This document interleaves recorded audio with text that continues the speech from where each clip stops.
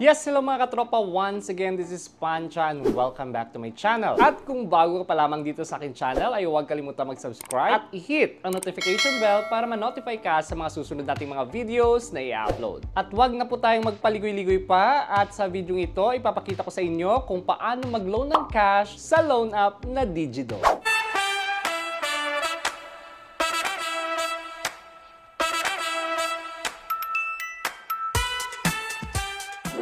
Meron din itong app sa Play Store sa mga panahong ginagawa ko ang video na ito. Pero ako, sa mismong site nila ako nag-loan. So, unang gagawin ay open muna yung ginagamit nating browser.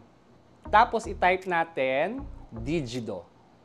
Again, ang videong ito ay hindi sponsored at hindi ko kayo hinihikayat na mangutang. Ang paggamit sa mga loan apps na ito ay hindi biro o laro-laro lang. Ang utang ay utang at dapat bayaran. Then, itap lang itong Digido PH. Ayan. Digido. Get your first loan with 0 interest rate for 7 days. Wow! 0 interest. Up to 25,000 pesos for up to 180 days daw for repeated loans. At ito yung assurance and service offer daw nila gaya ng ibang loan apps. Talaga lang ha. Sige, tingnan natin. At meron lang daw 3 simple steps na gagawin ka at makukuha mo na ang money mo. Ganun daw kabilis. At dito sa baba, meron daw silang SEC registration. Pero again, hindi lahat ng mga loan apps na nakarehistro sa SEC ay legit at merong magandang serbisyo.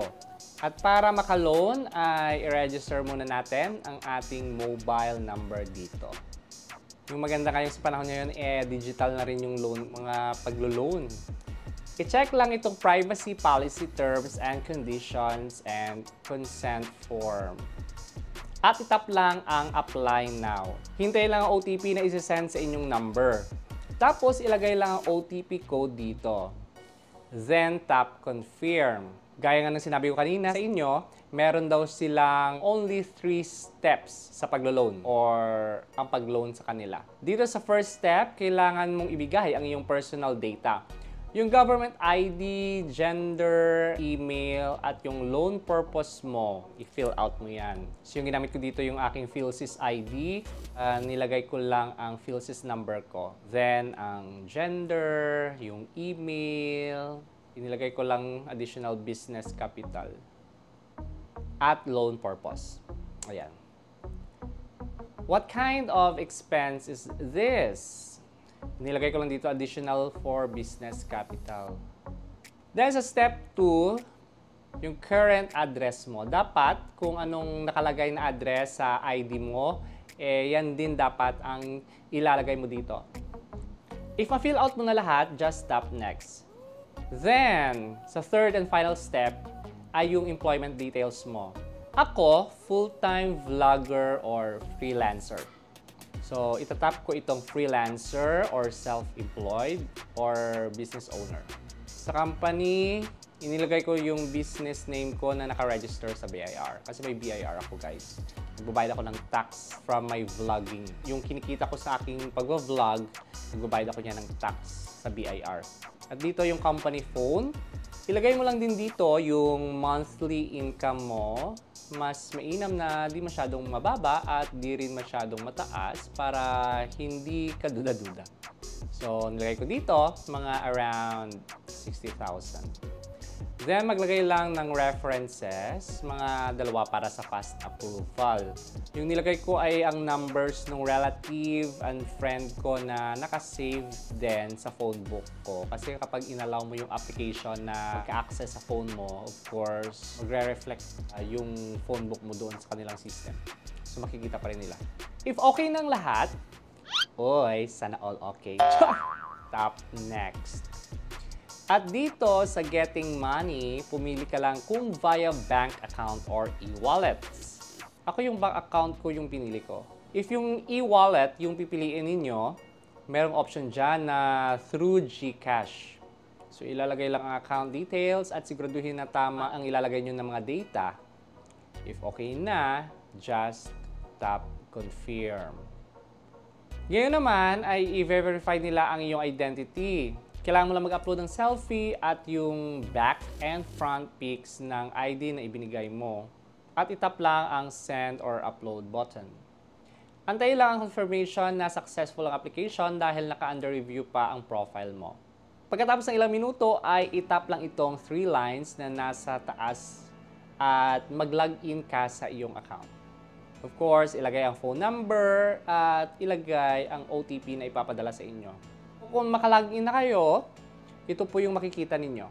Or under review pa po yung ating account.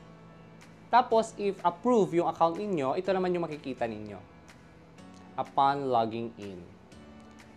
So, yung credit limit na ibinigay nila ay 3,000 pesos. Wow! Mataas ito guys kasi yung ibang loan apps na na-applyan ko ay nag-offer lamang ng 500 to 1,000 pesos. Yun na yung pinakamataas, 1,000. Yung iba nga, pinakamababa, 200, 300. Depende yung kasi sa record mo eh. Kasi kapag nagbabayad ka ng on time, ng mga loan mo, ay, of course, tataasan nila yung credit limit mo. Kahit first time ka, kasi connect-connect lang yan eh. Meron yung silang tinatawag na connections. Pag may record ka sa isang loan app, affected yan yung pag-loan mo sa iba namang loan apps. Connections that you don't have. Terms na ibinigay nila ay 7 days at 0 interest siya. Sa first loan ito guys. Yung babayaran mo lang ay processing fee na 105 pesos and dito. Okay, maglo-loan tayo ng 3,000 pesos. Itap lang ang get loan. Magsisend lang ng OTP sa yung number ang system. Then, confirm. Transfer processing. Ang bilis. Ayun na nga guys, wala pang 1 minuto na-receive ko na yung money. Advice lang guys ha, para hindi kayo malubog sa utang. Make sure mabayaran nyo ang utang nyo on time, on or before due date. Para hindi sumakit yung ulo nyo. At para tumaas din yung credit limit nyo, di ba? Advantage din yan. Kasi para mas malaki pa yung kukuha nyong pera kapag mag-loan kayo ulit. At ito nga pala yung mga negative and positive reviews mula sa mga katropa din nating gumamit ng loan app na Digido. So kayo na po ang bahalang humusga.